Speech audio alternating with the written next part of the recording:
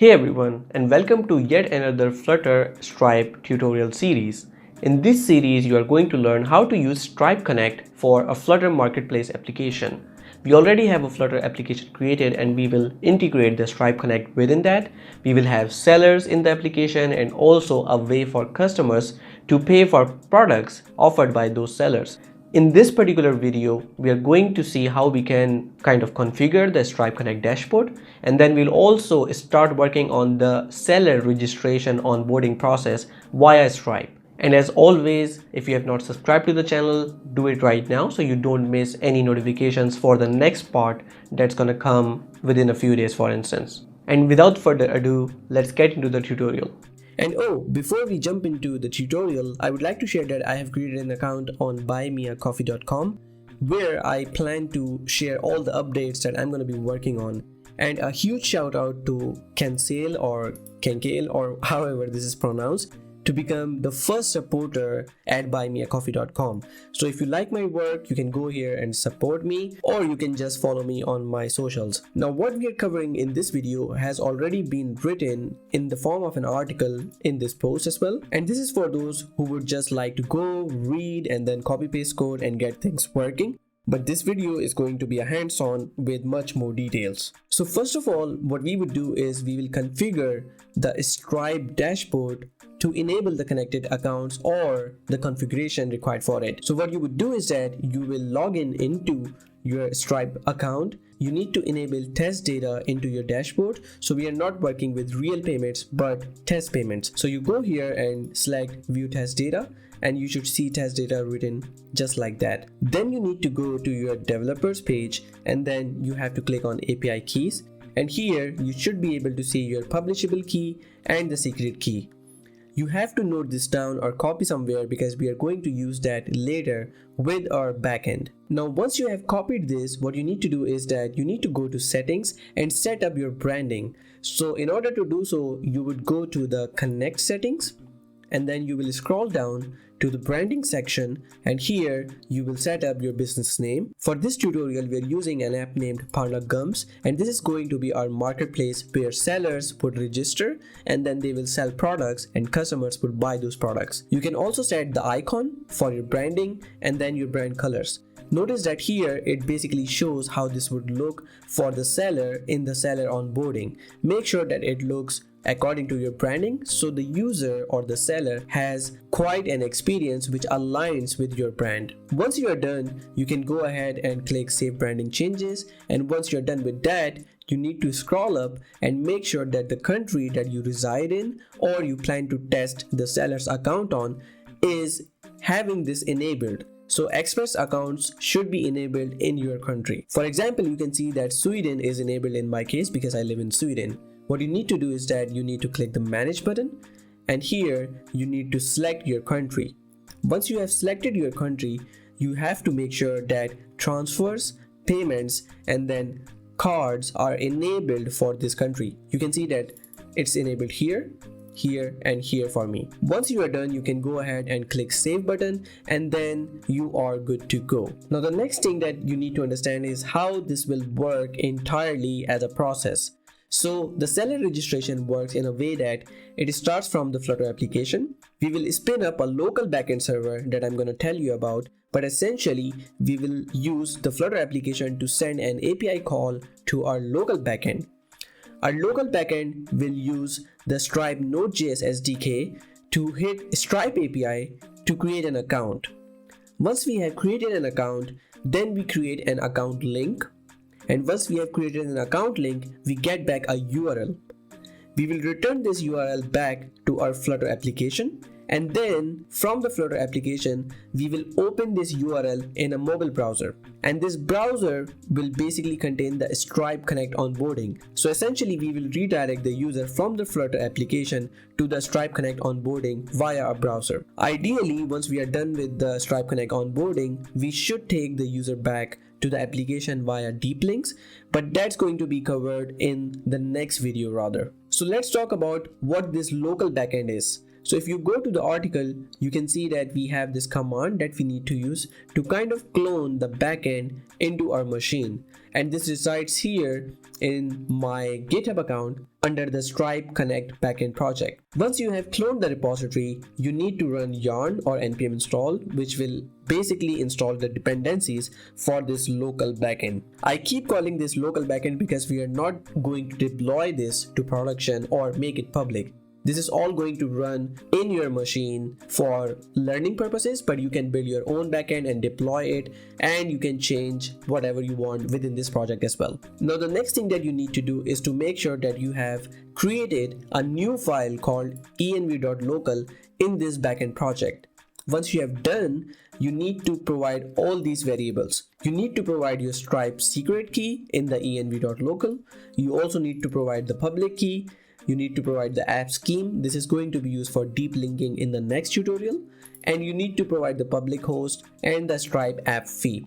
Now, this Stripe app fee is something that will be deducted in every transaction once a customer buys something from the seller. But this is just one way of doing it. You can make your own business logic based on how much amount you want to calculate. You might want to just take a percentage of the total amount for the purchase, for instance, and that also makes sense. Since we all know that the Stripe secret key is supposed to be hidden, therefore this env.local is already git ignored, so this is not pushed to the repository ever. Now let me show you the backend code itself. As you can see, I've already created an env.local which contains the keys for my Stripe dashboard, and you would do similar. Once you are done with creating the file, you can just run yarn dev or npm run dev, and this should spin up the server and the API. Now, one thing to notice is that this application is a Next.js application. It contains the API routes, but it also contains a web application. In this particular tutorial, we're not going to use the web app, but we will use some pages with the Flutter application for redirection logic. So if you open localhost 3000, you should be able to see this web application, and it's quite similar to the Flutter application that we are creating. However, the API resides in pages/API/Stripe, and the endpoint that we are interested in is basically this account index.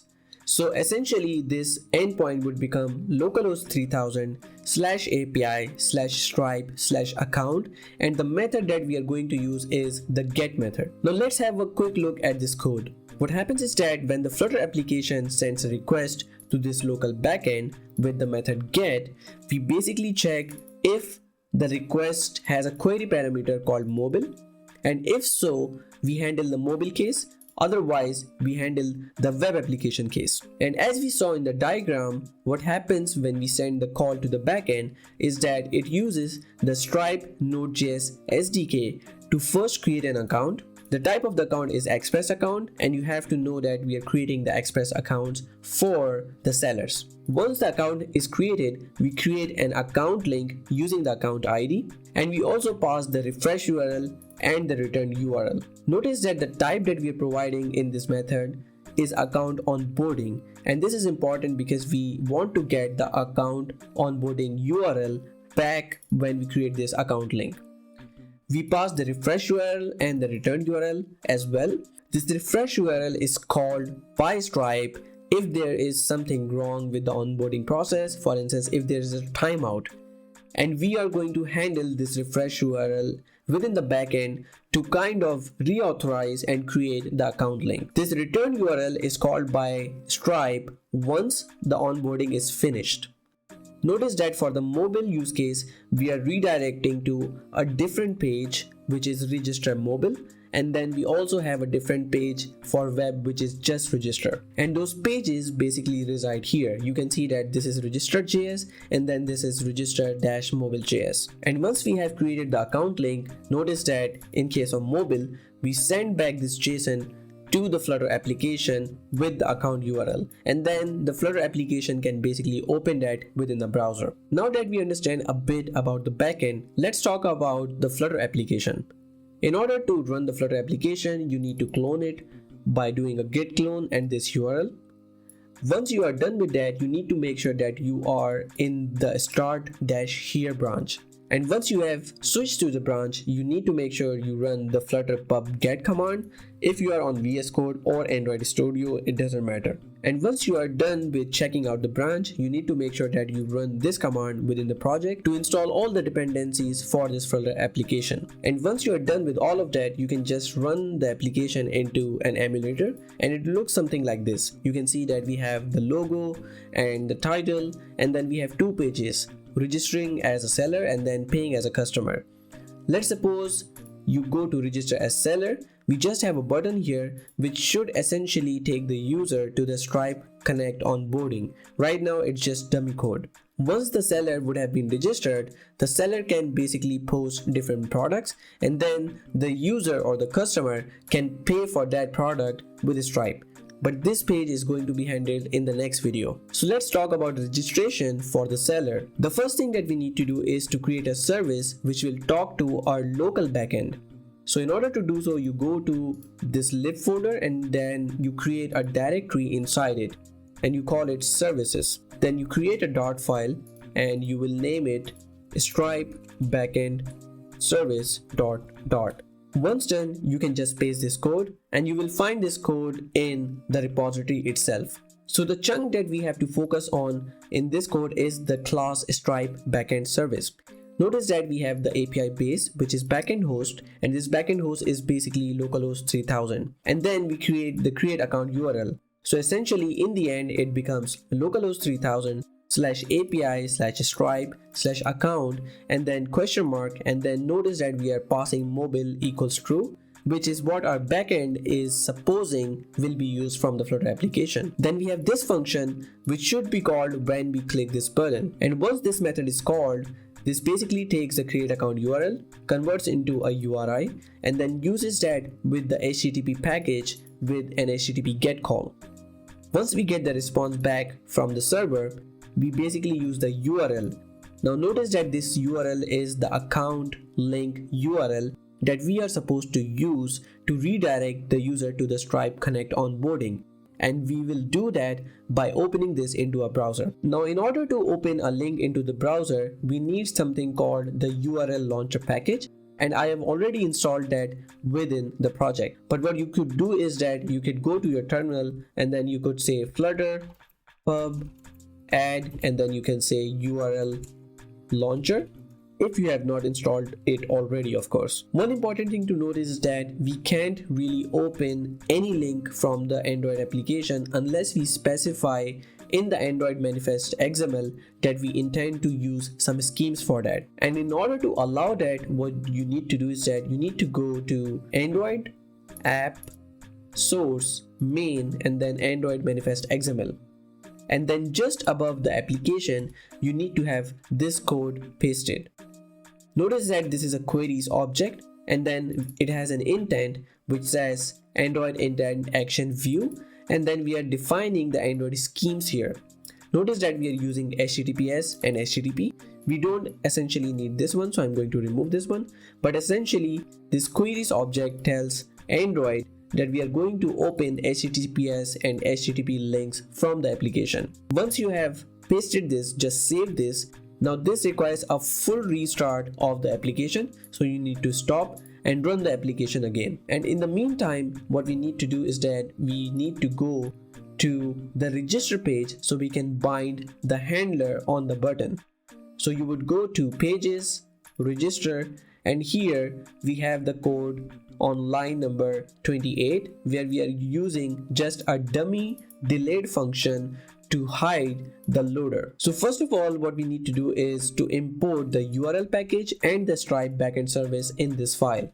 So you will just use this code to import the URL launcher and the Stripe backend service. Once done, we need to go here and remove this dummy block and use the Stripe backend service to call the local backend. We would use the create account response and we'll call this response, and then we'll do an await, and then we'll say, hey, use the Stripe backend service dot create seller account. And as soon as we get the result back, we need to hide the progress dialog, so we'll use pd.close, and then we can say await launch, and then we can use response URL. Now this launch method is imported from the URL launcher package, but a good practice is instead of just using launch directly, we can use the can launch method to identify if this URL can be opened by the application or not based on the permissions. So we can say, hey, await can launch, and then we can use response.url, and we can say if that's the case, then just launch the URL. Otherwise, throw an error by saying could not launch URL. And that's it. Now that we have done this, let's save this and let's try this out. So we'll go to the register page and then we'll click the register with Stripe, and you see we get an error. Now what this error means is that this application, the Flutter application, is not able to access localhost 3000, and that is because we need to kind of expose the 3000 port to Flutter, and we can do that by just typing adb reverse TCP 3000. Once done, you can press enter and then you can try this again. So I'm gonna go back to run, and now if I click this button, you can see that we see a loader, and then the URL is launched in the browser. You can see right now that it shows the logo, the title of our marketplace, and also this is the onboarding that the user will go through. Now one interesting thing to notice is that if you go to the connected accounts right now, you should be able to see this new account that we just created from the backend. So if I open this and scroll down, you can see that we did 2 calls to Stripe. One is to create the account and second to create the account link. However, you can see that there are no bank accounts or debit cards associated yet, and also the payments are disabled and the payouts are also disabled, and the reason is that the seller has not completed the onboarding yet. So let's go back to the app and complete the onboarding. So here in this onboarding, when we are working with test mode, you can see that we have this test phone number that we can enter. So just press this button and you can see that we have a test phone number attached. In the email, you need to use your real email account because Stripe would ask you in the next step to log in to proceed forward. So just press next when you have entered the email, and now you need to log in into the Stripe account. So I'm going to enter my Stripe password here, and then it will definitely ask me for the 2-factor authentication, which I have now provided, and now it has proceeded to the next step. You can see that it sends a verification code to the phone number, but since we are using the test phone number, we can use the test code here. And now it's asking me for the type of business I'm running. It will be basically depending on your location and also the language, but you can select an appropriate option from here and click next. And now we need to provide the information for legal reasons. So I'm going to provide the name, and actually I filled this before, so I'm quickly going to fill this. I'm going to put the values here as well for the date of birth, and then once we have written all the information here, we can proceed forward. You might want to provide a real address here, obviously not yours, but a real address in order to Stripe to kind of analyze this and make your payments and payouts enabled. Once done, just click next to proceed in the next step, and then you need to provide information of the industry for the business. I'm going to select software, and then for the business website, I'm going to use snias.com. Notice that when defining the business details, we can share a website or the App Store link or a product description instead. Once done, click next, and now we need to provide the bank details. We can also use the test account here. It will be also depending on the country that you are in. And finally, we need to review the information and proceed forward. I would highly recommend providing the management and ownership information. So you can click update, and then you need to provide the ID verification and the home address. Stripe provides a really nice way to use the test documents for these as well. So you can click test document for this one and also for the next one as well. So let's do it real quick. And now once you are done with all the information, you can press done and move forward. I'm going to hit submit now.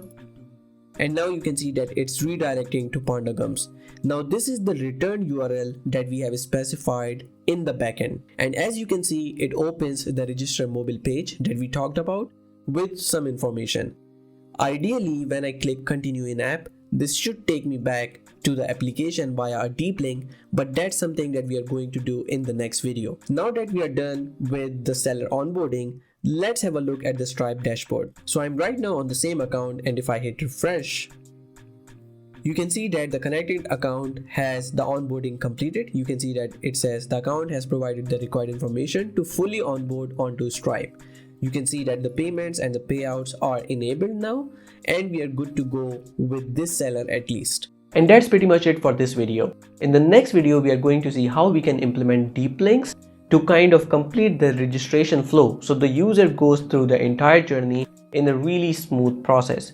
And we are also going to see how we can use Stripe checkout to basically pay for the products offered by these sellers. And again, if you liked the video, make sure to press that thumbs up button. Make sure to write in the comments how you feel about this video. Are you waiting for the next video? And subscribe to the channel if you have not already. And I'm gonna see you in the next video.